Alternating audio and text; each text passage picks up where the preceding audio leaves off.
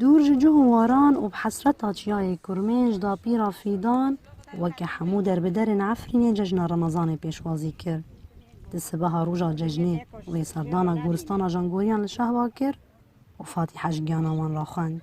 هر سال هم سر خوب بین، ام لولاته خوب بین. ام دو چون سر تربیه مریت خوب، منطقه خوب.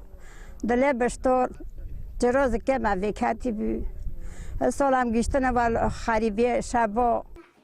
دشوا ججنی دا پیرا فیدان شیرانی ججنی جبونه وین خو آماده کرد. او دبیجه چندی هستن غریبی زور و زحمت بن لیدی سادو خوازه ججنی پیروز بکن.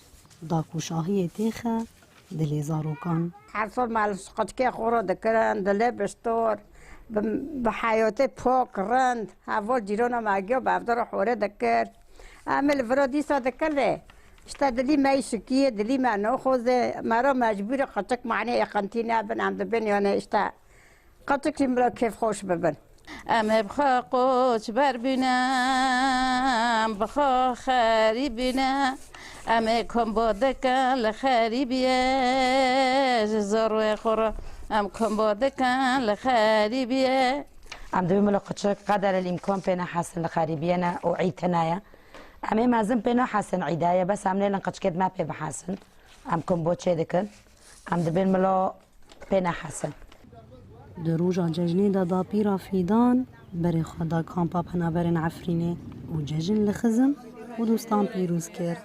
تبین چادره که دا لحب رو نشتن و بیرو بوارین برین لعفرینه آنین بیرا خواه.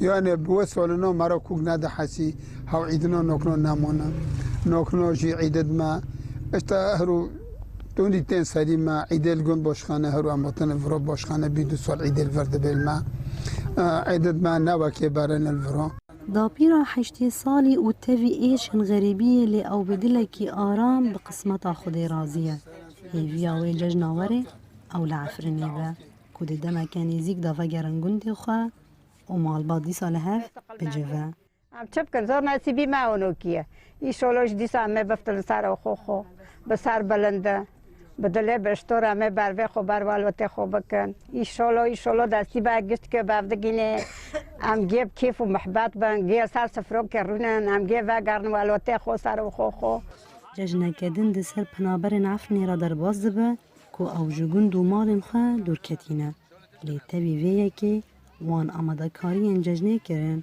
و به نیاز و امید وگر آچیای کرمنج ایدا خو پیروز کرن. نوروز را شدنگ امریکا شهبا